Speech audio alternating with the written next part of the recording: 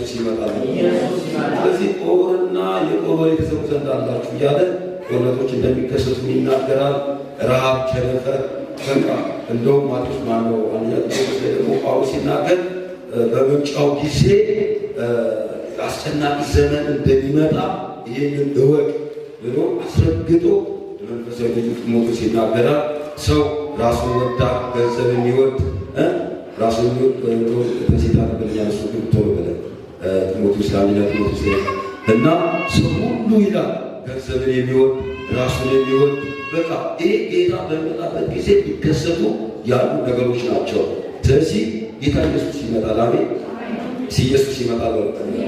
እዚህ ካላንደር አልተቀየረም በሉጋ ይላል። ስለዚህ እዚህ ጋር ሲናገር እንደማይመጣ አይነት ነገር ነው። ሰዎች ሲጋፉ፣ ሲጣሉ፣ እርስ በርሳቸው ደም ሲፋሰስ እናያለን። ይህ ወንጌል ምክንያቱም እዚህ ጋር ሲናገር በማቴዎስ ወንጌል ምዕራፍ 4 ላይ ምዕራፍ 5 ላይ የተናገረው ቃል ጌታ እንደሚመጣ ነው። አሁን ምልክቶች ሁሉ አልቀዋል።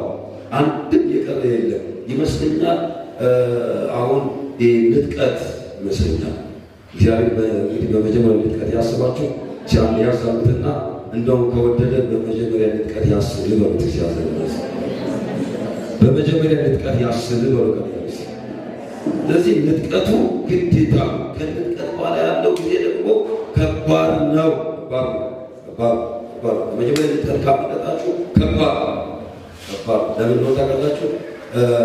ዱባ አህያ ወይ ፈረስ ጭንቅላት እንደሚበላ የሰው ጭንቅላት የሚበላበት ጊዜ የጭንቅ ዘመን አየ። በቃ እነዛ የመጀመሪያ ንጥቀት ላይ የተወሰኑ ሰዎች በደመና ከጌታ ጋር በአየር ላይ የ1000 ዓመት ሲቆዩ እነዛ የ7 ዓመት መከራ የ1000 ዓመት እነዚህ ሁሉ ሲመጡ እጅግ ከባድ ጊዜ ነው እና ከመፈጠር ይልቅ መሞት የሚመረጥበት ጊዜ ሞትን ፈልጋችሁ ሞት የታለበት እንኳን ሞትን በጾም ጸሎት ማታገኙበት ጊዜ ነው።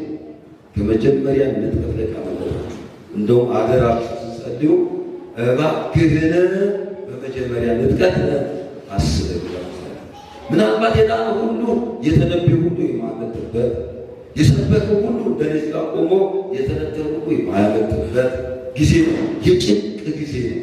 ስለዚህ አሁን ይህንን ሰው ጌታ እንደሚመጣ የተዘናጋ ይመስለኛልና ቅድስና ሁሉ የተረሳበት፣ እግዚአብሔር መፍራት የተረሳበት፣ ትዳር መፍታት የፈለገ እንደ ፍላጎቱ የሚፈታበት፣ መሰኮት የፈለገ እንደ ፍላጎቱ የሚዘሙትበት አይደለም።